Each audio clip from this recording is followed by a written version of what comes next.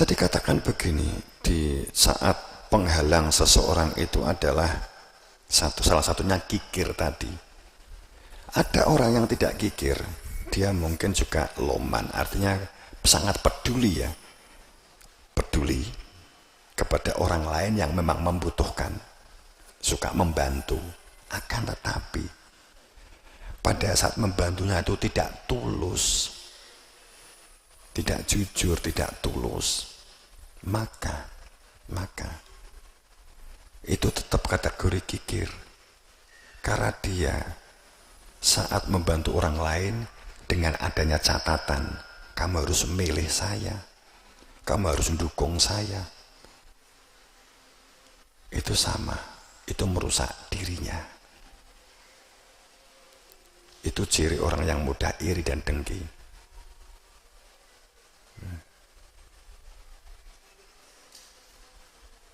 Inilah kita sebuah latihan. Itu skill, itu semua skill. Kita memerlukan skill ini, butuh latihan. Jadi mengendalikan orang kalau sudah nggak bisa mengendalikan amarah, mudah menyalahkan. Jamaah rahimakumullah, anak-anakku kabeh, santriwan santriwati, berlatihlah untuk ini, berlatihlah.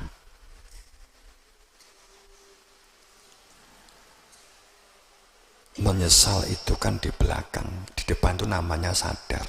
Kita untuk menjadi manusia di awal itu memiliki kesadaran, berlatih untuk memiliki kesadaran itu.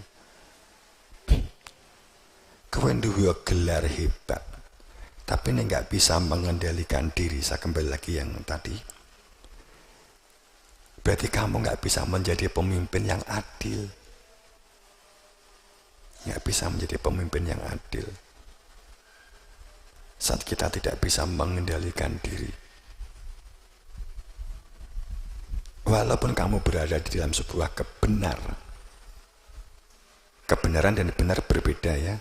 Benar itu membutuhkan data-data statistik dalam kehidupan sosial, tapi kalau kebenaran itu kan bersifat mutlak, al-haq min rabbik. Oh, cara membuat tempenya sudah benar. Apakah itu berarti kebenaran? Belum tentu. Karena itu membuat tempe itu adalah buatan manusia. Mungkin banyak metode atau cara yang lain. Jangan memutlakkan sesuatu yang benar, kemudian kamu anggap kebenaran, kemudian kamu mengambil sikap mutlak sehingga cara metode yang lain salah. Faham maksud saya? Bedanya kebenaran dan sesuatu yang benar. Banyak orang celaka itu karena benar dimutlakkan sebagai kebenaran.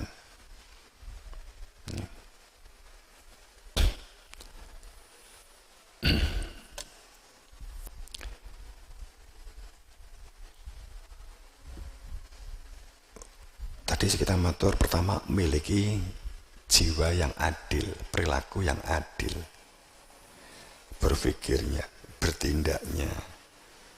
Adil itu hati nurani.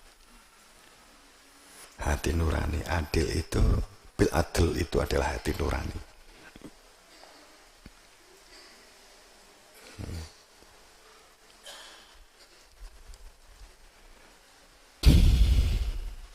Kemudian yang kedua, memiliki karakter ajur ajir, jumbo kalau dalam bahasa Jawa ya, ihsan, memiliki perilaku ihsan, melebur.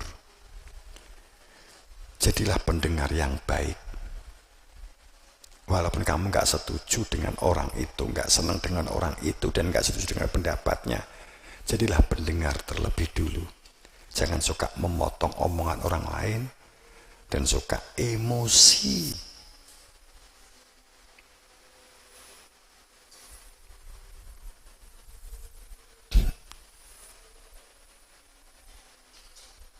Saat orang lain emosi marah, kamu juga akhirnya juga emosi. Akhirnya hanya saling potong omongan. Apakah selesai masalah? Tidak. Ihsan. Jika ada masalah yang berkaitan dengan langsung lawan bicaranya sudah dalam emosi, maka tinggalkan majelis itu.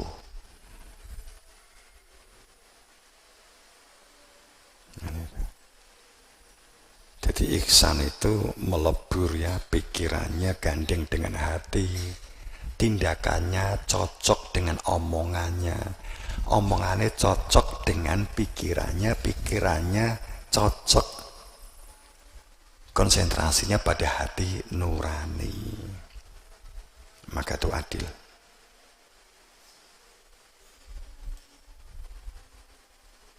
Dan itu sekaligus ihsan.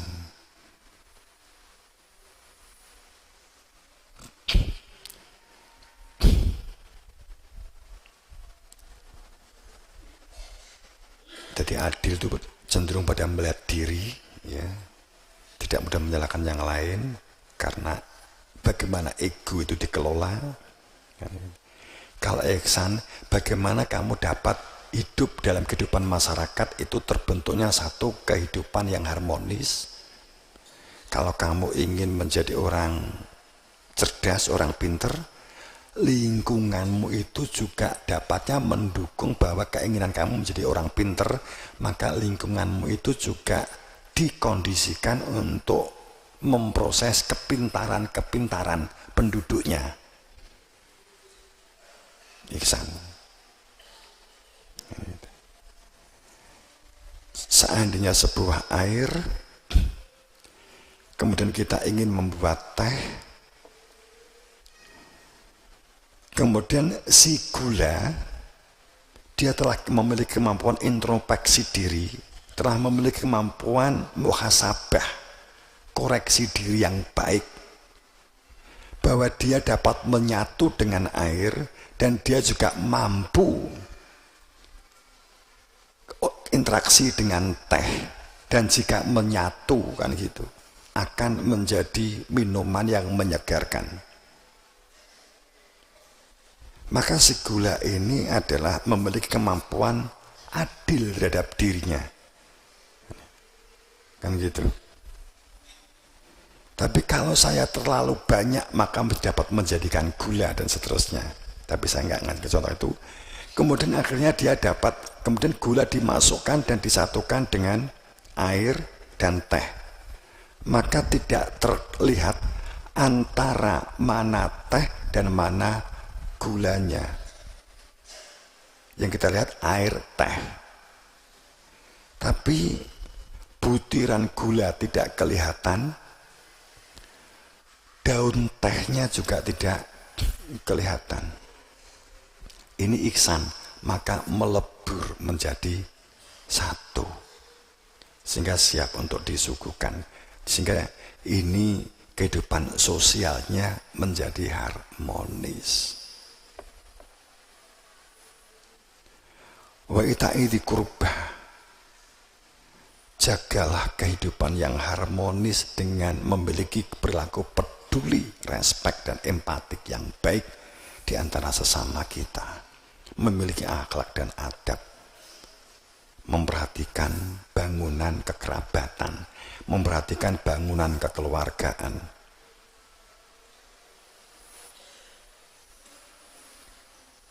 Kemudian 1, 2, 3, keempat, gunakan perilaku-perilaku dengan adab dan akhlak sebaik menunjukkan untuk kenal cara-cara metode makrifat mengenal. Enggak toh enek tamu kan enggak kenal blas. Kita assalamualaikum kan berlaku mengenal. Ada tamu kita enggak kenal blas, assalamualaikum kita tanya, badi mau ketemu siapa pak? Enggak kenal blas, assalamualaikum, ada yang bisa saya bantu pak? Kan itu. Mas, mbak, bu, maka itulah untuk mencegah dari perilaku fasya, perilaku merusak, wal mungkar, Berlaku kejahatan, berlaku yang enggak rasional.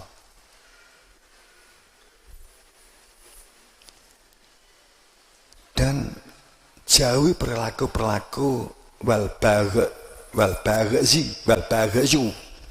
perilaku al-baghazu, perilaku makar, perilaku kebencian. Walbaghi itu perilaku, unsurnya adalah makar.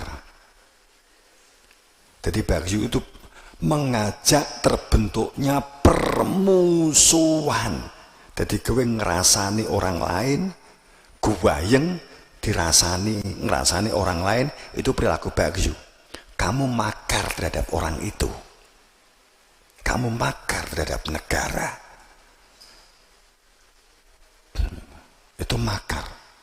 Ini perilaku yang sangat ditekankan oleh Allah untuk dihindari oleh orang-orang beriman. Perilaku al-baghi, perilaku makar, perilaku permusuhan.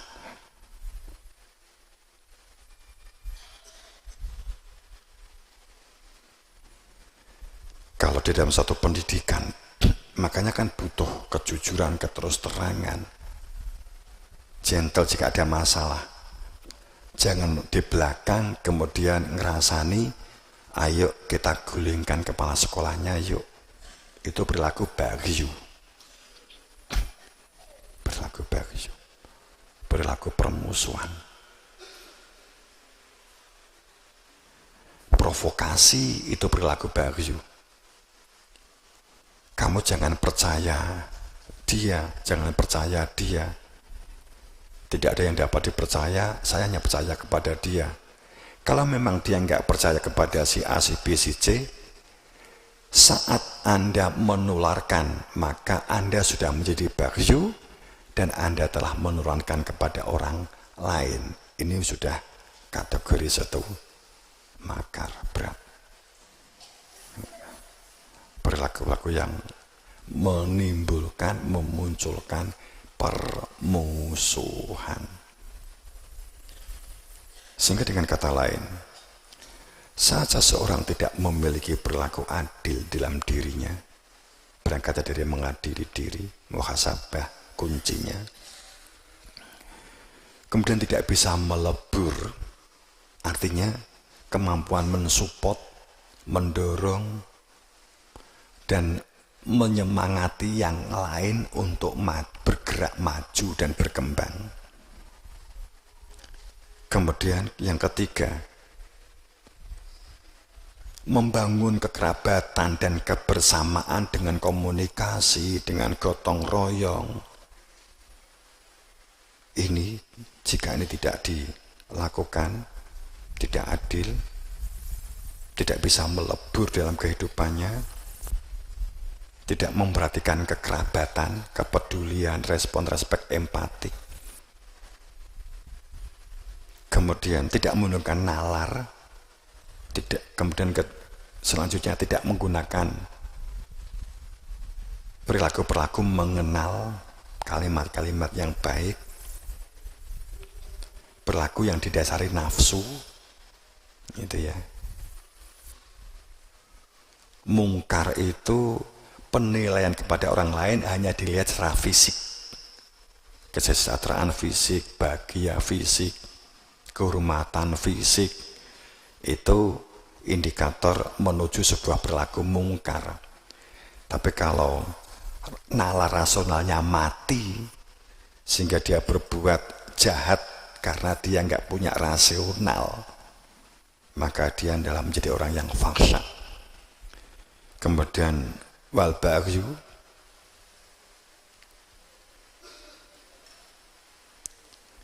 itu yang keenam, maka jangan berharap melanggengkan mulazimatu zikr di dalam diri. Semuanya butuh dilatih. Yang penting jadilah orang yang bisa memaafkan, kendalikan diri,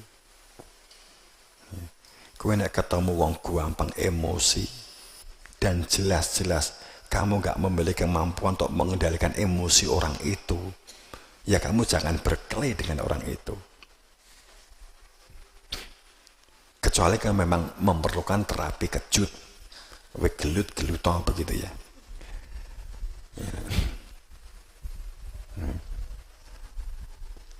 Membutuhkan terapi kejut karena dapat kapan itu terjadi.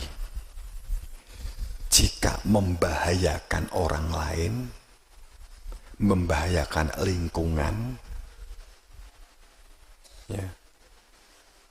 Jika si A atau si B pamannya membahayakan lingkungan, membahayakan orang lain, membahayakan kebersamaan dan kekeluargaan, maka bisa jadi kita melakukan terapi kejut. Kalau sudah melanggar hukum, maka ada hukuman, ada konsekuensi alami, konsekuensi logis, dan ada yang disebut dengan supremasi hukum.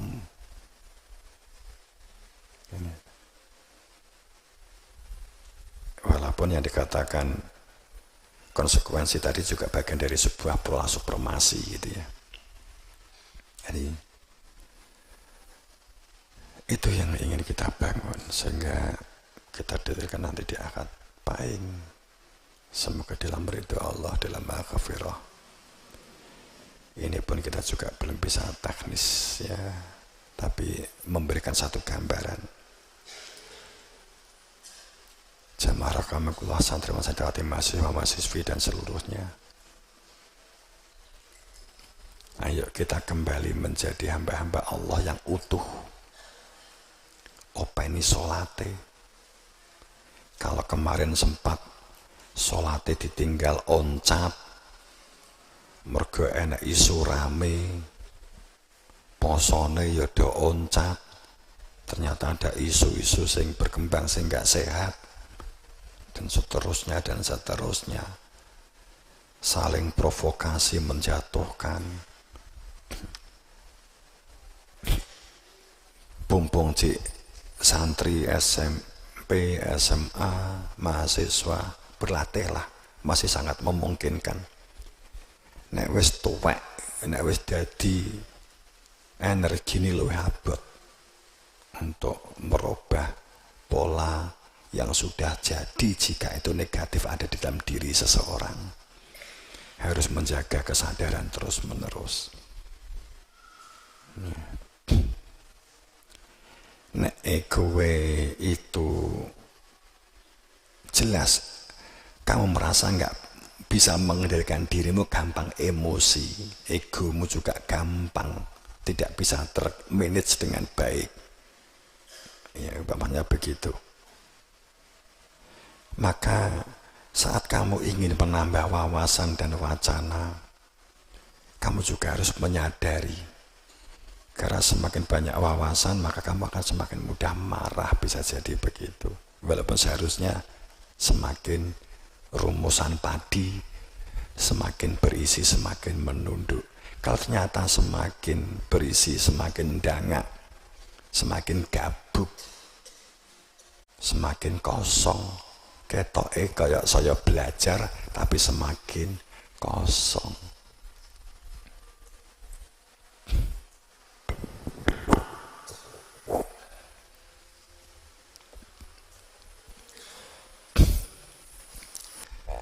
Intinya tadi ya saya wanti-wanti, tahu tentang kebenaran sebagai mutlak dan tahu tentang sesuatu yang benar, jangan dimutlakkan. Itu sering dijadikan ayal-ayalan, merasa benar, diberi masukan. Jangan menjadi orang yang jika dinasehati tidak memiliki efek dampak apapun terhadap diri kita. Wong sing ciloko itu adalah orang yang tidak bisa dinasehati. Dan kedua, jika dinasehati seperti menerima, di belakangnya dia menolak. Ketiga, dinasehati menerima, di belakang menyalahkan orang lain.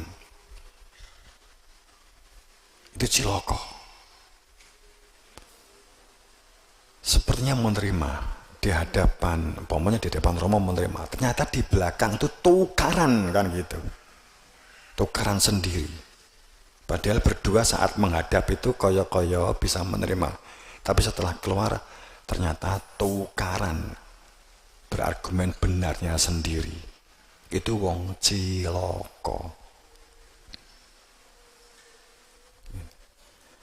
Cirinya sebenarnya sudah bisa dilihat. Permasalahan ini saya amati rata-rata yang seperti itu. Mujadai klendran, solate klendran, hampir rata-rata statistiknya berbicara begitu. Sergep pengajian, akan tapi mong tinggi golek bahan, tinggi ngukuhkan kebenaran dia.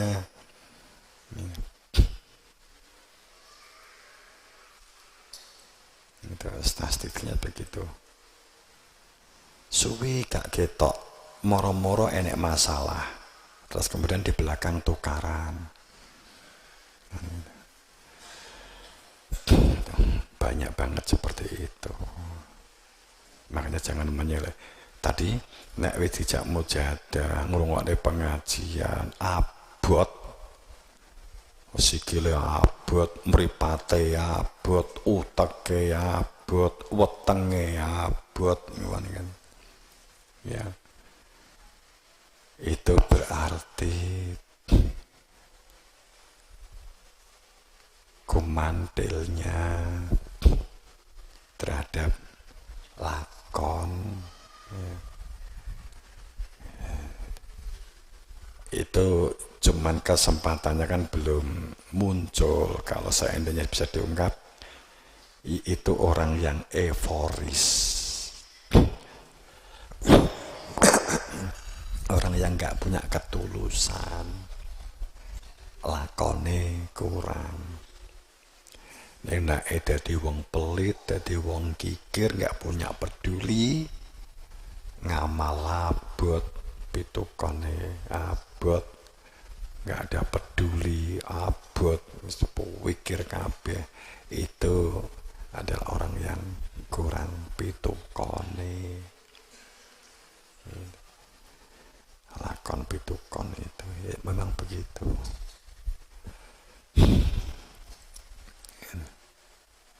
Percaya kamu memiliki peduli kepada yang lain, membantu kepada yang lain, ngamal, kamu kan dapat mengukur diri kamu. Enggak akan kamu dinunak-nunak ke Allah. Cuman kalau saya ngomong engkau diganti, engkau terus akhirnya nuntut Gusti Allah jaluk ganti. Tapi saya mengatakan wa ana milkun, Allah itu meliputi dan memberikan, tidak akan menyalahi janjinya. Itu. Kebahagiaan, ketentraman itu dapat digapai dengan saat kita tidak komandil, tapi kita tetap sungguh-sungguh dalam belajar, berkarya, sungguh-sungguh. Itu ya. Ya sudah banyak iling-ilingan apa yang Romo tadi sampaikan tentang kebodohan. Menjaluk penjelasan, ada orang penjelasan lagi ngomong kae kowe kuwi opo, wis langsung kuwi tondo kebodohan. Nyelok omongan tondo kebodohan. Enggak iso ngrungokke tondo kebodohan. Ayo dilatih. Kamu memiliki keberuntungan hebat jika kamu terbiasa konsentrasi mendengarkan orang yang kamu sebenarnya nggak suka. Karo ustate, karo dosamu, we gak seneng, we terus ngrungok nih gitu. Engkau lak suwe-suwe seneng, gitu kan? Seneng ngelokke. Enggak. Saya kira begitu. Sekali lagi semoga dalam ridhonya, dalam maghfirah dan ampunannya Semoga kita selalu dilindungi, direksa, dijaga dalam syafaatnya Rasulullah, mendapatkan bir-bir dan kapangestu guru wasito, dan selamat lahir batin dunia akhirat. Assalamualaikum warahmatullahi wabarakatuh.